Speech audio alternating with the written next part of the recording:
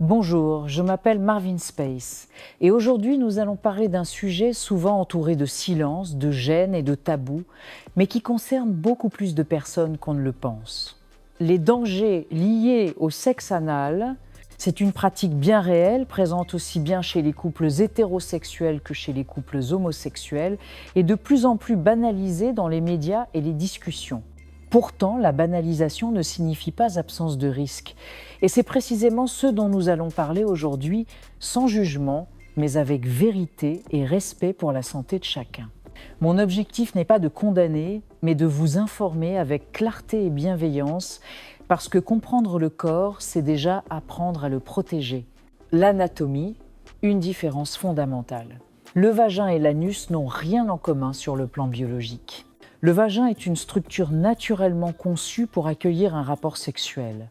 Il est tapissé de parois épaisses, élastiques et lubrifiées grâce à des glandes qui produisent une humidité naturelle. Cette lubrification réduit les frottements et protège les tissus. L'anus et le rectum, eux, appartiennent au système digestif. Leur rôle est l'évacuation des selles, pas la pénétration. La muqueuse rectale est très fine, extrêmement fragile et surtout non lubrifiée. Elle ne dispose d'aucun mécanisme de protection naturel. De plus, cette zone est riche en vaisseaux sanguins et en tissus immunitaires, ce qui la rend hautement sensible aux traumatismes et aux infections.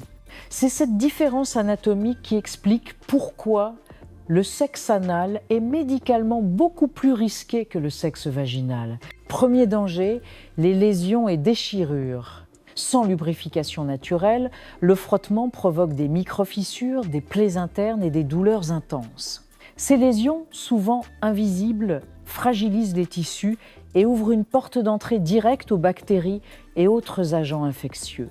Certaines personnes développent des saignements persistants ou des douleurs lors de la défécation, signe d'une inflammation locale. Deuxième danger, la transmission accrue d'infections. Le rectum étant fragile et riche en capillaires, la pénétration peut entraîner le passage de nombreux micro-organismes vers la circulation sanguine. Les risques ne se limitent pas à une seule maladie. On y retrouve notamment la syphilis, l'hépatite B et C, l'herpès génital, le papillomavirus humain, ce dernier pouvant causer des lésions précancéreuses ou des cancers de l'anus. Des études ont démontré que la probabilité de contracter une infection lors d'un rapport anal non protégé est nettement plus élevée que pour toute autre forme de relation sexuelle. C'est pourquoi le préservatif est non négociable dans cette pratique. Il doit être renforcé, bien lubrifié et changé immédiatement après usage, surtout si le rapport se poursuit de manière vaginale. Si tu trouves ce message utile, prends une seconde pour le partager. Beaucoup de personnes souffrent en silence simplement par manque d'information. Ensemble, nous pouvons briser les tabous. Troisième danger, les infections bactériennes. Le rectum abrite naturellement une flore bactérienne riche, utile à la digestion. Mais si ces bactéries migrent ailleurs, elles deviennent hautement pathogènes. Lorsqu'elles pénètrent dans l'urètre, elles provoquent des infections urinaires douloureuses. Si elles atteignent le vagin, elles provoquent des vaginites, des pertes malodorantes et des déséquilibres de la flore vaginale. Et lorsqu'elles remontent vers l'utérus ou les trompes, elles peuvent entraîner des infections pelviennes graves, capables d'affecter la fertilité.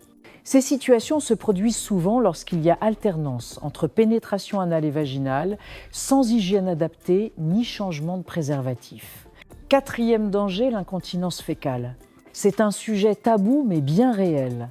L'anus est contrôlé par un muscle circulaire, le sphincter anal, dont le rôle est de retenir les gaz et les selles. Lorsque ce muscle est trop sollicité ou endommagé par des rapports répétés, il peut perdre de sa tonicité. Les conséquences sont graves. Gaz incontrôlable, perte de selles involontaires, gêne sociale et parfois une perte totale de confiance en soi. C'est une complication rare mais souvent irréversible. Cinquième danger, les hémorroïdes. Le sexe anal augmente la pression sur les veines de l'anus, provoquant ou aggravant les hémorroïdes, gonflements, douleurs, démangeaisons, saignements. Certaines personnes finissent par ne plus pouvoir s'asseoir confortablement ou marcher sans douleur. Et d'autres effets souvent négligés, il y a aussi la douleur psychologique. Beaucoup acceptent cette pratique par peur de décevoir leur partenaire ou parce qu'ils la perçoivent comme une preuve d'amour ou de soumission. Mais cette contrainte peut laisser des traces émotionnelles profondes. La honte, la culpabilité ou la douleur non exprimée peuvent conduire à une détresse affective, voire à un rejet de sa propre sexualité. Chez d'autres, une dépendance peut s'installer. La recherche de sensations nouvelles devient une habitude, souvent au détriment de la santé physique. À long terme, certaines personnes développent des fissures anales chroniques, des inflammations récurrentes ou même un prolapsus rectal, descente du rectum. Les précautions essentielles, on peut réduire les risques, mais jamais les éliminer totalement. Voici les conseils médicaux de base. Toujours utiliser un préservatif renforcé et un lubrifiant adapté à base d'eau ou de silicone. Ne jamais alterner entre anal et vaginal sans changer de préservatif. Nettoyer soigneusement la zone avant et après et consulter un professionnel de santé dès qu'apparaissent douleurs, saignements ou symptômes inhabituels.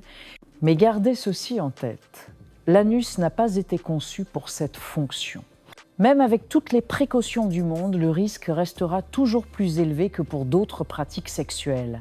Les faits médicaux sont clairs. Lésions, infections, transmission d'agents pathogènes, complications chroniques, tout cela fait partie des dangers bien réels. Mon rôle n'est pas de juger, mais de transmettre des connaissances. Chacun est libre de ses choix, mais aucun choix ne devrait se faire dans l'ignorance. Alors, si ce message t'a ouvert les yeux, partage-le dès maintenant. Tu peux littéralement préserver la santé de quelqu'un en diffusant cette information. Je suis Marvin Space et chaque semaine je publie du contenu sur la santé, la sexualité et le bien-être humain. Abonne-toi, rejoins la communauté et choisis la connaissance plutôt que le silence. Souviens-toi, l'éducation est le premier pas vers une vie intime plus saine, plus sûre et plus épanouie.